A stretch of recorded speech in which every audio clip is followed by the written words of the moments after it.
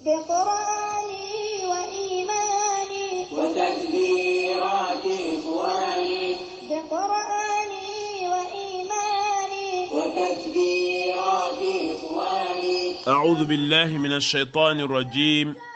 بسم الله الرحمن الرحيم.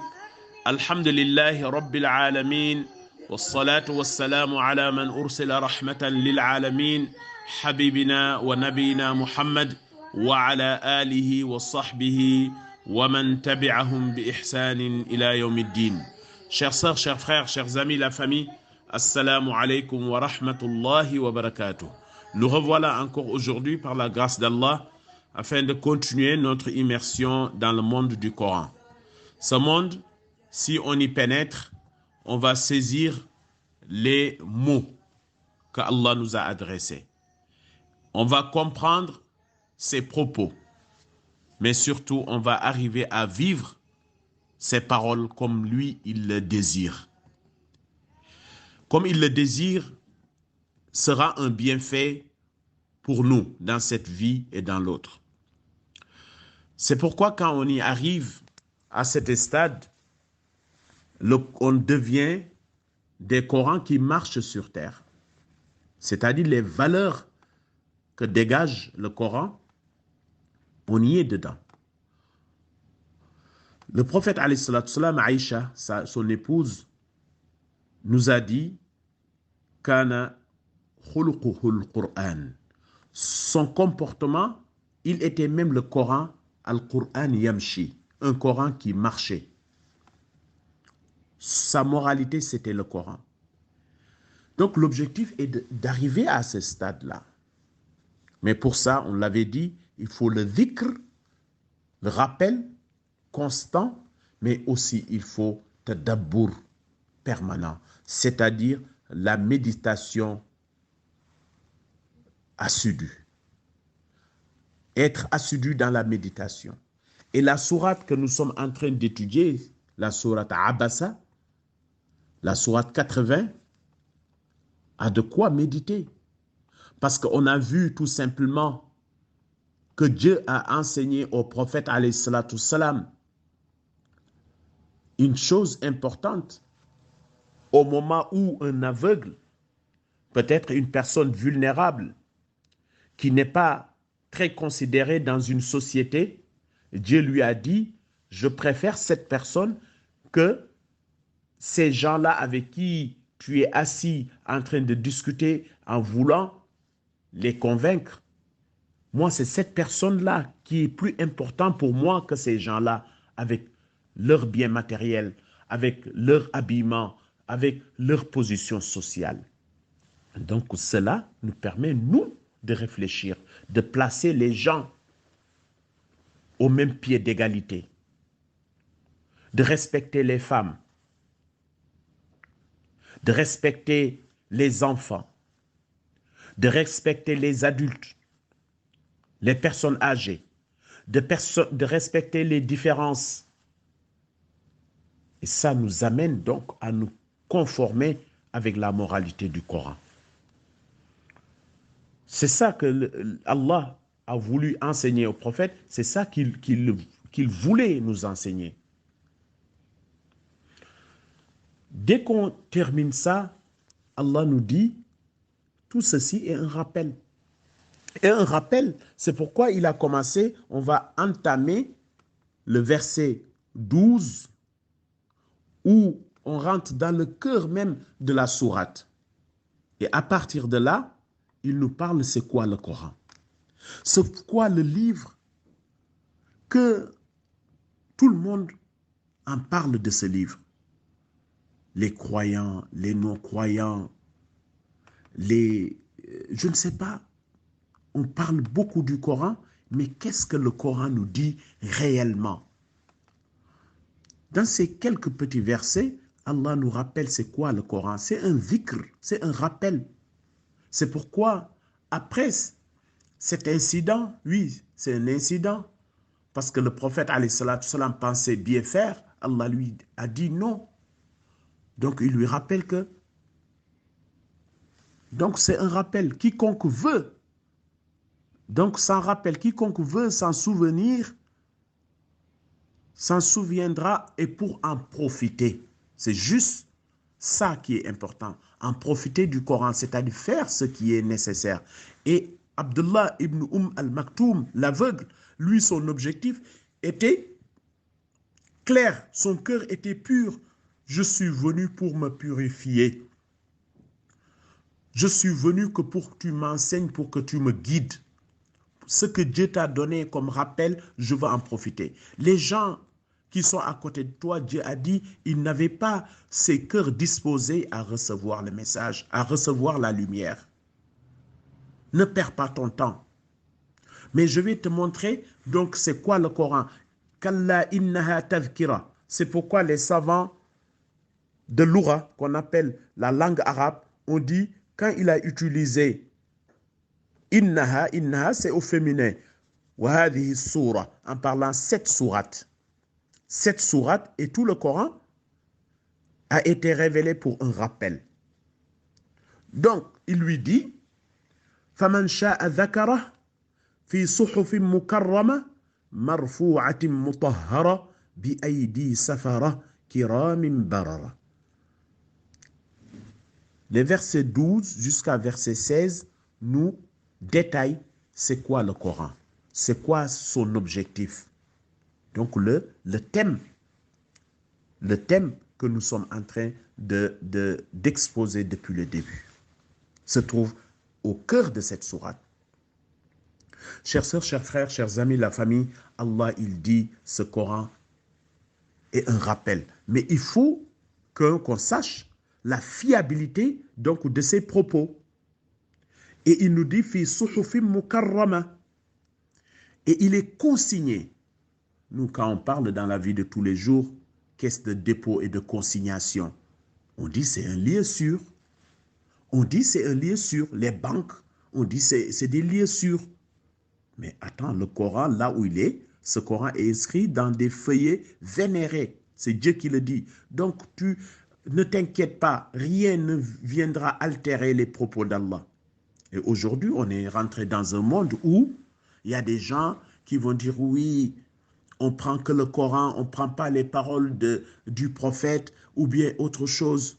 Mais c'est toi qui ne comprends pas l'être humain. C'est toi qu'on doit expliquer. Ce n'est pas que le Coran, il n'est pas clair. C'est toi qu'on doit expliquer. C'est pourquoi il a envoyé des prophètes.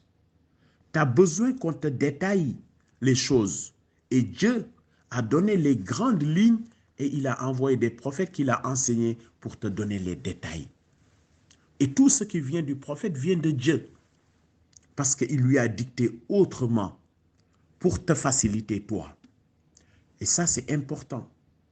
Donc, c'est pourquoi tout est consigné. Le Coran est consigné dans des feuilles honorables. Ne t'inquiète pas, il n'y a rien qui va atteindre le Coran. Donc, si tu penses que d'autres propos sont venus pour émélanger, parce que tu crois pas que Dieu a dit, je l'ai sauvegardé. Et comme il est sauvegardé, Allah, il dit comment il sauvegarde le Coran.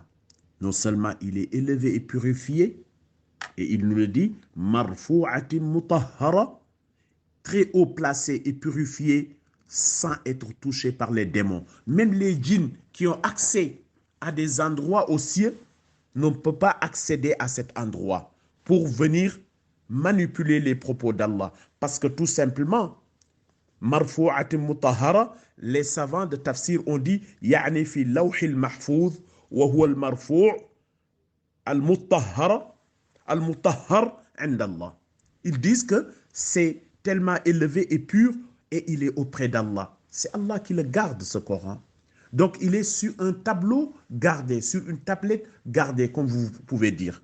Et c'est là que les anges, par l'ordre d'Allah, qu'ils vont venir puiser ces mots, ces sourates, ces versets, pour aller plus bas, c'est-à-dire dans ce monde, pour le transmettre à des prophètes, comme Dieu le demande, comme tous les livres révélés, et spécialement le Coran, entre Djibril et le prophète Mohammed, sallallahu alayhi wa sallam. C'est pourquoi il va plus loin, il nous dit tout simplement ceci, Kiraman barara, ou bien Kiramin barara. Il dit c'est entre les mains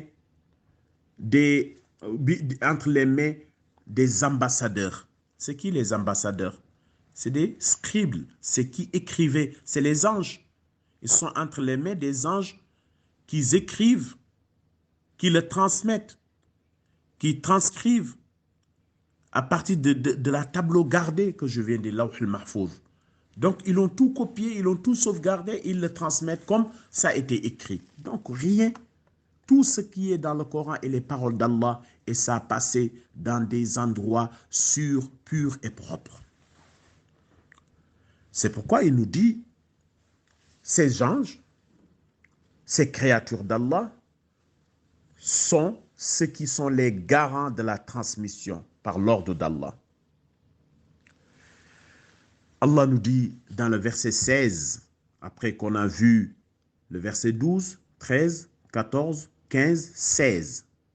Le verset 16 nous dit ceci, Kiramin barara. En nous montrant ces anges, ils sont nobles et soumis à Allah. Et c'est ça qu'on cherche. Chaque être humain, si tu as ces deux qualités, tu vas réussir. La noblesse, quand on parle de la noblesse, ce n'est pas nous comme on le comprend aujourd'hui, avoir beaucoup d'argent, être bien placé. Non, c'est la noblesse du cœur. Inna akramakum indallah atqakum. Ceux qui sont les plus nobles auprès d'Allah, c'est ceux qui ont plus de foi, de piété. C'est ça la noblesse en islam. C'est pourquoi il dit les anges sont nobles. Ils ne désobéissent pas à Allah. La ya'suna Allah ma amarahum wa yaf'aluna ma yu'marun. Ils ne désobéissent jamais à Allah. Ils ne désobéissent jamais à Allah et ils font ce que Allah les demande. C'est pourquoi il a dit kiraman katibin ya'lamuna ma taf'alun. Ils sont dans une autre sourate. Ils savent ce que vous faites. Ils écrivent vos actes. Allah les fait confiance. Allah les fait confiance. Parce qu'ils sont nobles. Parce qu'ils sont al-malaïka. Ils ne désobéissent pas à Allah. Nobles et obéissants. Ils sont soumis à Allah. C'est pourquoi le jour où Allah a décidé de créer l'être humain, il les a réunis. Surat al-Baqarah. Quand Allah a dit, j'ai créé l'être humain pour que vous prosternez devant lui avant que les anges se prosternent. Mais Dieu, tu vas mettre sur terre quelqu'un qui va semer la corruption, qui va rejeter tes ordres, qui va nier ton existence, qui va dire que tu n'as rien fait. وَإِذْ قَالَ رَبُّكَ لِلْمَلَائِكَةِ إِنِّي جَاعِلٌ فِي الْأَرْضِ خَلِيفَةً قَالُوا أَتَجْعَلُ فِيهَا مَنْ يُفْسِدُ فِيهَا وَيَسْفِكُ الدِّمَاءَ وَنَحْنُ نُسَبِّحُ بِحَمْدِكَ وَنُقَدِّسُ لَكَ قَالَ إِنِّي أَعْلَمُ مَا لَا تَعْلَمُونَ. Mais Dieu, tu vas mettre sur terre quelqu'un qui va semer la corruption, ils vont s'entretuer entre eux, ils vont faire du mal. Alors que nous, les anges, on est là obéissants, on est en train de prier, de faire tout ce que tu nous demandes sans te désobéir. On chante tes louanges. Allah les a dit, je sais ce que vous ne savez pas. Et c'est là qu'Allah a réuni a créé Adam. Il lui a fait savoir toutes les choses. Il a demandé aux anges, maintenant prosternez-vous pour Adam. Fasajadou, ils sont prosternés tous. Illa Iblis, sauf Iblis, parce que kana min al-jinn, il faisait partie des djinns, mais comme il avait tellement adoré Dieu, il était dans les rangs des anges. Donc nous, si on adore Allah comme il faut, on le croit sincèrement, on se soumet à lui, il nous élève comme il a élevé les anges, ou bien il va nous élever dans des rangs min as-salihin, les gens qu'on appelle des gens pieux, vertueux, qu'Allah fasse ça pour nous. C'est l'objectif. Donc, c'est ça qu'il faut comprendre, que c'est le Coran, ce processus, là où se trouve en réalité le vrai Coran, se trouve dans un tableau gardé. C'est ça qu'il est. Et il a été révélé graduellement, étape par étape. Djibril vient et Dieu l'envoie vers l'ange, vers Muhammad sallallahu alayhi wa sallam, et lui il le reçoit et il le transmet. C'est comme ça qu'on le transmet de génération à génération jusqu'à aujourd'hui. Donc, toutes ces paroles d'Allah, qu'est-ce qui te reste? Toi, ma sœur, mon frère, c'est d'obéir. L'obéissance, de suivre les propos, de suivre ce que Allah te demande de suivre. Voilà, aujourd'hui, ce qu'on doit comprendre du Coran. C'est pourquoi on va y arriver, Inch'Allah.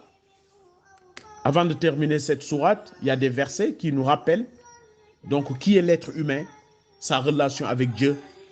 Allah il dit Qutila al-insan ma akfara. C'est le verset donc où Allah nous parle, le verset 17, que l'être humain il est ingrat. Inch'Allah, on va revenir sur ces parties-là et c'est intéressant. Suivez-nous encore. Wa sallallahu wa barik ala Muhammad wa alihi wa sahbihi ajma'in. Wassalamu alaikum wa rahmatullahi wa barakatuh.